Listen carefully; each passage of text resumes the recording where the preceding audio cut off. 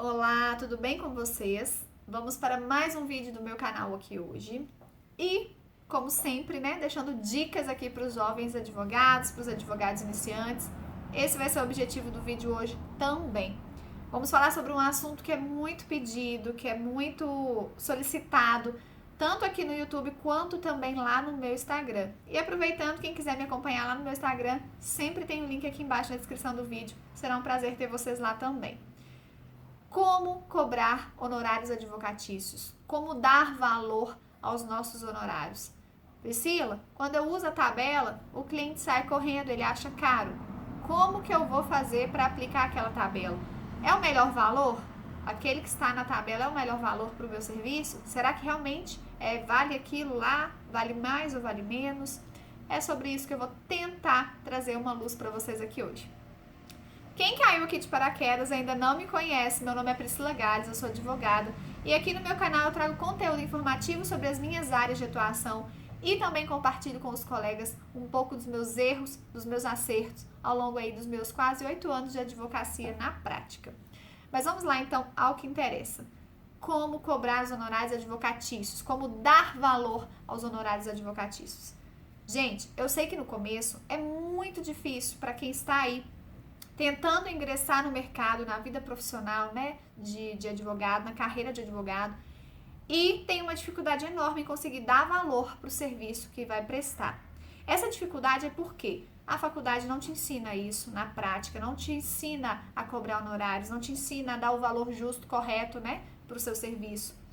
E a falta de experiência também, né? Você sai da faculdade, você não tem experiência suficiente para conseguir dar valor ao seu serviço, então você também enfrenta a dificuldade por esse motivo. Eu já fiz um primeiro vídeo deixando como dica o uso da tabela da OAB como parâmetro para você ter base na hora de dar o valor dos seus honorários. Vou deixar o vídeo aqui também e aqui na descrição do vídeo. Mas será que só aplicar aquele valor seco que está lá na tabela, será que só isso é o suficiente? Eu acho que não. E eu vou explicar para vocês hoje, 4 anos depois desse primeiro vídeo aí, praticamente, como é que eu venho dando valor aos meus honorários, aos meus serviços, para receber os meus honorários.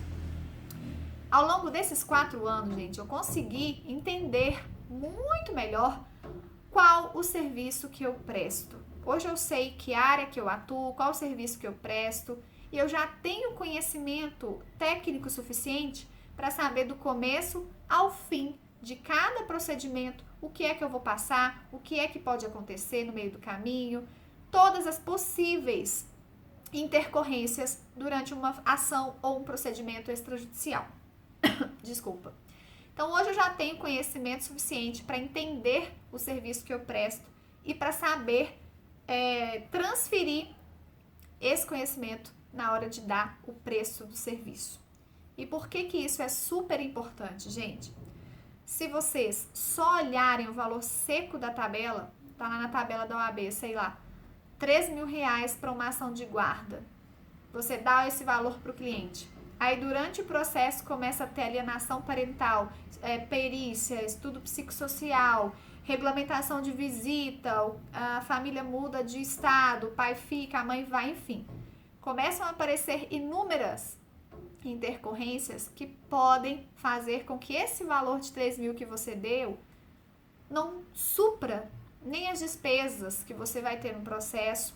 Despesas, eu falo assim, do seu serviço para você trabalhar, e não vai te dar nenhum retorno, vamos chamar de lucro, no final das contas. Então, temos sim que usar a tabela como parâmetro. Podemos sim usar, na verdade, né? Quando você já conhece o seu serviço, você já sabe o valor sem até olhar a tabela.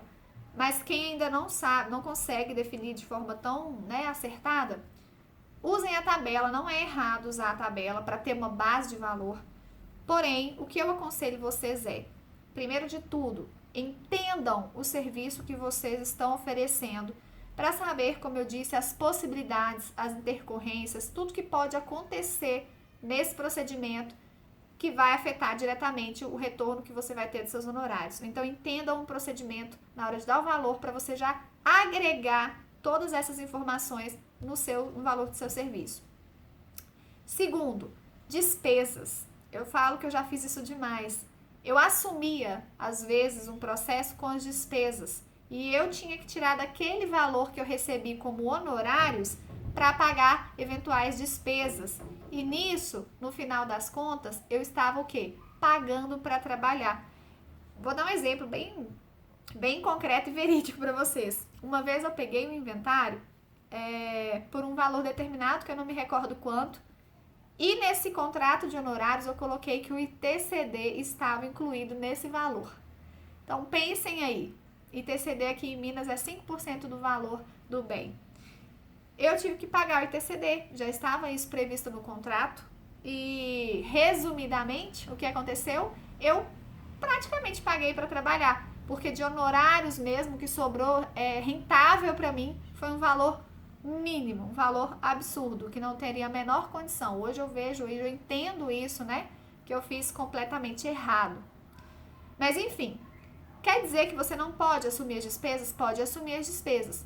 Se for intenção sua, se for vantajoso para as partes, assuma as despesas. Porém, deixe tudo isso expresso no seu contrato e saiba exatamente quanto é de despesa que você está assumindo. Porque o fato de você assumir as despesas não quer dizer que você não vai ter honorários a receber. Você pode assumir as despesas como profissional, mas você vai precisar ter você tem que ter a sua contraprestação, né, do seu serviço. Então, quando você assumir as despesas, tenha muito bem delimitado quanto é de despesa, quanto é do seu serviço técnico mesmo, da sua despesa com o serviço técnico que você vai prestar, e quanto é o seu lucro, o seu rendimento ali que você está projetando. Definiu tudo isso, você vai conseguir definir melhor, né, o valor dos seus honorários de forma justa, sabe, gente? Não tô aqui falando para vocês que vocês têm que cobrar valores absurdos por demandas que não sejam, né, esse o valor condizente com a situação. Tudo tem que ser equilibrado, tem que ter um equilíbrio entre o serviço que você vai prestar, o valor que você vai receber do cliente. E, como eu disse para vocês também, a tabela pode ser sim utilizada como base. Hoje eu já não uso tanto, hoje já tenho uma carga de conhecimento dos serviços que eu presto para não precisar ficar consultando com tanta frequência, mas eu ainda consulto para coisas que eu às vezes não tenho tanta prática em fazer, mas eu presto serviço, ou um procedimento que eu fiz há mais tempo, eu quero ver se teve alguma atualização. Então, nada contra usar a tabela da OAB. E aí vem aquele famoso questionamento que sempre me fazem: Priscila, mas eu tenho um problema aqui, é o seguinte, eu estou começando agora e não sei dar valor no meu serviço, eu vou lá consultar a OAB. Quando eu falo para o meu cliente o valor que está lá na tabela, ele nunca mais volta, porque ele acha caro, porque ele acha que só tem que pagar o advogado se o advogado ganhar o processo, isso é muito comum. Então, o que eu deixo de dica para vocês com relação a essa situação? Por mais que seja difícil se impor, né, no início da advocacia, o ideal é que vocês pratiquem desde já os valores corretos. Apliquem, né, nas suas propostas, nos seus contratos, os valores corretos. Isso não é bom só para você, que vai se beneficiar, logicamente, com os honorários justos. Isso é bom para toda a classe. Porque só temos essa dificuldade do cliente fugir e procurar outro advogado porque tem colegas que se submetem a valores irrisórios. Eu sei que é por necessidade em algumas vezes, eu sei que é por causa das dificuldades do começo, mas enquanto a gente continuar trabalhando dessa forma, todos os colegas novos que virão vão enfrentar essa dificuldade e a gente também vai continuar enfrentando, mesmo que já tenha aí 5, 10 anos de advocacia. Então, sejam justos, sejam corretos desde o começo, desde o início da advocacia de vocês, porque isso favorece toda a classe e não apenas você.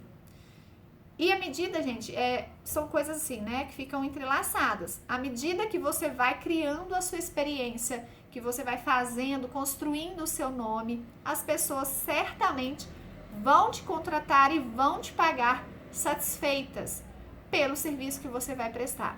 Então, a qualidade do seu serviço tem que estar atrelada com o valor que você propõe ao seu cliente. Então, eu vou deixar essas dicas aqui para vocês hoje, para vocês refletirem. Se esse vídeo foi útil para você de alguma forma, eu peço que vocês ajudem o canal a expandir esse conhecimento, expandir esse conteúdo para mais e mais colegas. Divulguem, compartilhem, se inscrevam aqui no meu canal, me ajudem de alguma forma. Meu Instagram tá aqui, o link do meu site. Serão todos muito bem-vindos em todas as minhas redes sociais. Comentem aqui se tiver alguma dúvida, se quiser deixar algum comentário, alguma crítica, serão muito bem recebidos. Um abraço para vocês e até o próximo vídeo.